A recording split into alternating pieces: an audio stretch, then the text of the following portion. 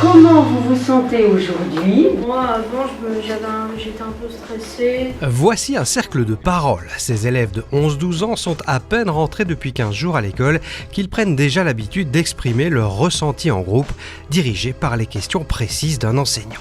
On cherche vraiment par ces questions à essayer de voir un petit peu ce qu'ils ressentent dans la situation et dans la situation qui nous intéresse. Là, dans ce cadre-là, c'était leur entrée en 6e. Et en posant des questions comme ça très concrètes, ça permet de les emmener vers les émotions, de mettre des mots sur leurs émotions et peut-être de mieux les comprendre et de les affiner. Ces gosses de 11 ans qui nous ont vus arriver, et ça ne les a pas empêchés de s'exprimer de manière très spontanée et très ouverte.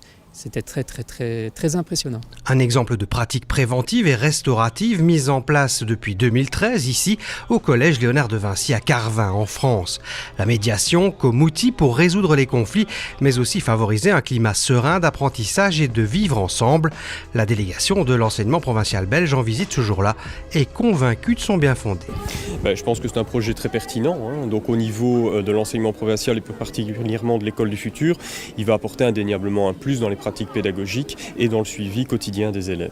Il va y avoir une présentation du projet à l'ensemble des enseignants et j'espère avoir une majorité de professeurs qui vont adhérer à ce projet pour pouvoir le mettre en place au sein de mon établissement.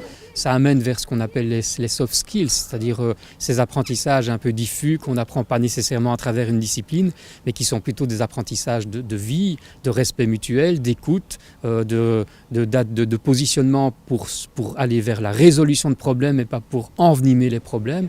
Donc ce sont des leçons de vie au-delà de la couche disciplinaire qu'on peut mettre dans une école. Des commissions éducatives ont également été mises en place au collège de Vinci. Elles prennent elles aussi une forme restaurative et non purement disciplinaire.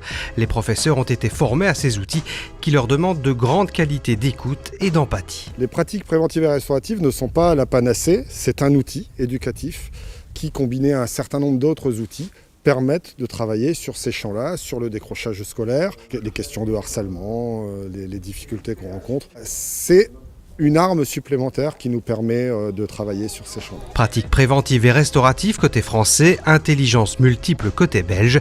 Chacun apprendra de l'autre durant ces 2 années que compte le projet Interreg.